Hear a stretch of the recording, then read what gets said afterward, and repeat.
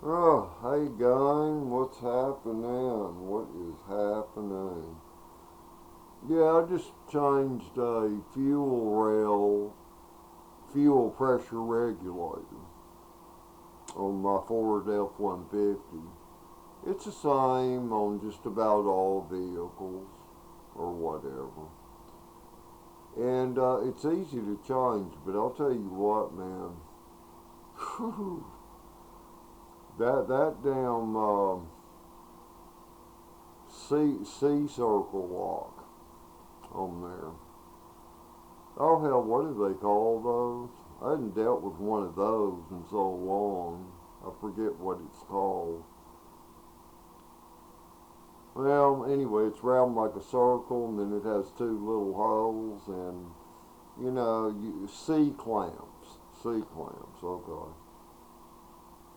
Now I've heard them called different names. I have to remember so many names, so many sensors, so many parts. But this is valuable information. If you people will watch it to completion, it'll save you hell. Because, man, those little circle C-clamps, I'll tell you what, those things can be a MF, and I don't mean maybe. Okay, here's the fuel regulator that I took off of it. See, that's the inner part right there. And then, of course, on this end, you got where your vacuum line goes right there. And don't pay parts store prices for these, because let me tell you something. On eBay, you can get these that are just as good as the ones they want to sell you for $80 for $9 to $12 on eBay, people. Fuel pressure regulator. Okay, once you get the C clamp out, or C circle, out of there, this right here, it fits in snug. It's a tight fit. Because you have an O-ring on this end, and then over here you have a seal, that eliminates fuel, from leaking out of it. Okay, these things right here, one of these symptoms to know when they're bad, if you get a rich code, like on your, from your ECM, a rich code, pull the vacuum line off of, right here where the vacuum line goes on. And if there's any gasoline or whatever drips off, these have to be changed. See, mine, I pulled that vacuum hose off and gasoline dripped off the end of the vacuum line. I thought, oh shit. Oh boy, and I already had one of these in stock. I had one in stock that, man, I bought, I think it was 6 years ago. I bought it to just keep it on stock, Or if someone's around me, like that one, I think I paid $10. I'd say, look, I paid 10, I'll have to order another one. I'll take $20 for it, like that. But I'm not into double wheeling dealing, I guess is what that is. But this is the enchilada, the fuel pressure regulator. Now here's the thing, and I'm going to show y'all a trick to get those damn C clamps back on those son of a bitches. Oh man, it took me a while to figure it out. It took me a while. Because it's a strong C clamp. It's strong. That holds that in or whatever. But the symptoms of a bad fuel pressure regulator, it can be like uh, in the mornings or when the engine's cold or when it's hot, and you go to crank your engine and go rub, rub, rub, rub, rub, rub, rub, rub, rub, rub, rub, rub, and it takes a long time to start up. Okay, what can cause that is these fuel pressure regulators. See this button on the inside? It gets stuck in. Okay, what happens as a result, every time you shut that engine off, all the fuel in the right side fuel rail and the left side all drains back down to the gas tank. Because see, this thing is supposed to hold fuel in the fuel rails, you know? If you don't drive a car for a month, it isn't supposed to hold it in there that long, but some do, because gasoline's not going to evaporate in an enclosed fuel rails, you know. But yeah, it will cause long cranking times. You know, a long time to start your engine. As to where when these are working right, you shut the engine off. Okay, there's no vacuum at the top part where I showed you. What happens? This plunger, it goes inward and it keeps the gasoline in the fuel rails from going back to the gas tank. See, that's how this works or whatever. And so if you have long cranking times, go ahead and change your fuel pressure regulator, okay? And if you ever see it take the vacuum line off of one and there's gasoline, you have to change it. You must change it if that occurs. Alright, now to get those damn C-clips. Oh, yeah, that's what they're called, C-clips. Not clamps, not circles, C-clips, C-clips, C-clips. Not sea cliff. Sounds like I was saying sea cliff. No. I'm not a person of the water. I drink water and I shower, but no, I don't deal with the water. Okay. I've got several kinds of C pliers here. Oh man, I must be exhausted. I've been doing so much lately. Because I'm getting ready to have surgery on my left eye for cataract the 6th of next month, and going and getting an eye drop prescription today. And I've had to call them at the eye place and hound them, call that prescription in. Because see, they won't do the surgery unless you start using the eye drops a day before you come there, you see. I'm like, get that called in, you know. And I'm way ahead of schedule on this, but, you know, things can get lost. They can get forgotten. You got to force things in life. A lot of times you got to force things in life. Okay. C-clip pliers. Where's the other ones here? So I've got 2 types here. Where'd you run away to? Why do things disappear when they're not supposed to, but then when I don't need them? Well, anyway, I'll just show y'all how it works. Okay, these are spring-loaded, of course. And, you know, the tips hold the C-clip. Okay, these, see, they stay wide open. Because the C-clip in your fuel regulator, that is one where you got to squeeze it in, and then you have to hold it to where it's squeezed in to put it back on to let go of it so it pops into the fuel rail circumference there and holds your fuel regulator, okay? But this baby right here, but putting it up there by there and then putting these on there, oh my God, I must have fought with that off and on for about 2 hours. And you know, and you have to be real careful, because if it pops loose, it falls down under the intake manifold or gets lost. Oh my God. You know, I mean, yeah, here's the other pair. See, the other pair, they're the same. They're spring-loaded.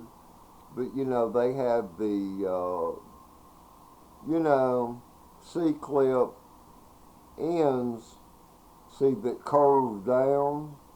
See, that way you can reach over like this and get a C-clip like this, or you can go from this direction right here you know, and get a C-clip or whatever. But here's the trick I learned. Because when I'd get that on there trying to find the holes and then get a hold of it and then it would pop loose from the ends. Oh shit. I finally figured out a trick. You know, something I thought of. Actually, I prayed. I said, Jesus Christ, can you please tell me how I could get this done? My prayers are always answered. And something came to my mind. You'll see this black tape dangling off the end? Or do you? Yeah, right over here. It's dangling off the end.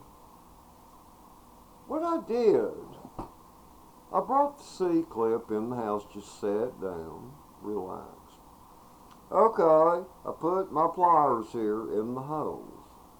And then I pushed the C-clip together and I held it in my palm on this end so that if it popped loose, the C-clip would take off. It could also knock one of your eyes out. When installing C-clips, wear safety glasses, people, because they can put an eye out. But anyway, and I bit down on it, completely closed the C-clip. Then I had a roll of black tape. I held this in, and I went round and round, electrical tape, and round and round and round and round and round and round and round and round to make sure it was going to hold to where it was in the squeezed down position. Okay, and then when I go outside, see, I hold the pliers with the C-clip in my palm so that if it pops loose again, it'll take off. You know, and end up on another planet or some shit. Alright? And I took my scissors out there. Where are you at? Damn, nothing ever there when you need it, you know? Here we go. These are great scissors. They're put out by Fisker Company. Boy, they are super scissors. And I put the C-clip over it, you know. Because see, even with the C-clip closed, it was able to go over this end. And so I just went over the part where the vacuum line goes and just pushed it up here, see. And then pushed it into there. And as soon as I did that, I held that, see, the C-clip was in my left hand, and then I got my scissors and the tape that was holding these ends together. I clipped the tape loose. See, so the C-clip pliers, see, popped open then, popping the C-clip inside the fuel rail port. That's a trick I learned. That's a trick I learned. Because I'll tell you what, man, this is worth taking note of, people. You know what, write it down or whatever. Because I'll tell you what, getting that damn C-clip back on there can be a son of a bitch. It can be a son of a bitch. You know, and on these cars you can have shit in the way. Like on this Ford truck, it had the brake booster vacuum line in the way. The EGR pipe that comes out of it was in the way. You know, so much shit in the way. You know, to where your room is very limited. You know, it's very limited room. But now that I showed y'all about this, I can take this piece of tape off now. Oh boy.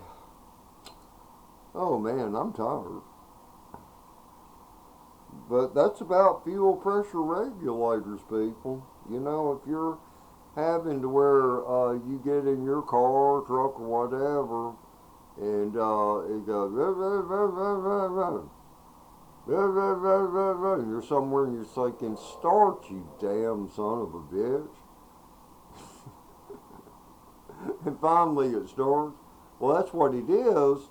See, the fuel pump's having to fill those fuel rails back up because the fuel that was in the fuel rails leaked past this damn thing back to the gas tank. So, there you go. How's that grab you? Oh man, oh man, oh man. But you know, if you look back at my videos, look at the titles of them. About HO2 and O2 sensors, fuel filters, the best way to change them, the best plastic tool that I use to remove them. So many things. Where your circuit breaker and fuel pump fuse is, you know.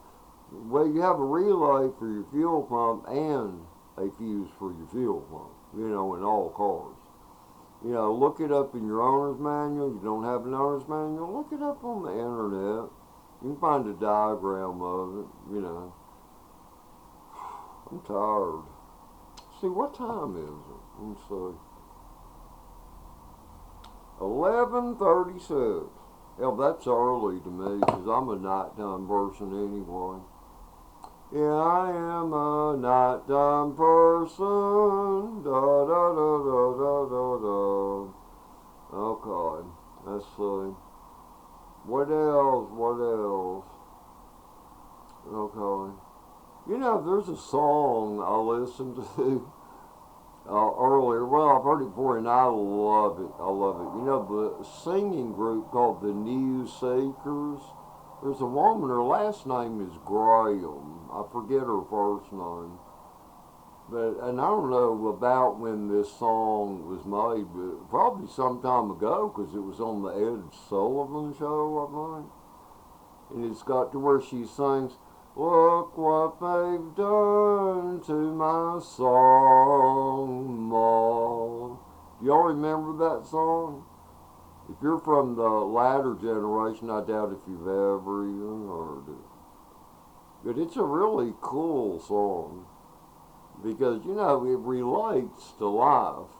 You know, to where the girls say, "Look what they did to my song, Ma." It's like you can have a talent, you put a lot into it, expertise, and these people out there, you work for the wrong people or get mixed up with the wrong people, they will make your work become sloppy because they'll hold you back. Or they'll misuse your talent, see, to make them money, you know, instead of you. So I know exactly what that song means. I know exactly what it means. Oh, but anyway, later. I love you all if you're good people. And, you know, Almighty God and Jesus Christ our Savior, that's the answer, people. Because, look, you're all going to die someday, physical deaths. And you need to think about it. You need to think about it. Because there is a hell. Better think about it. Be a good person and you won't go to hell, okay? But anyway, later.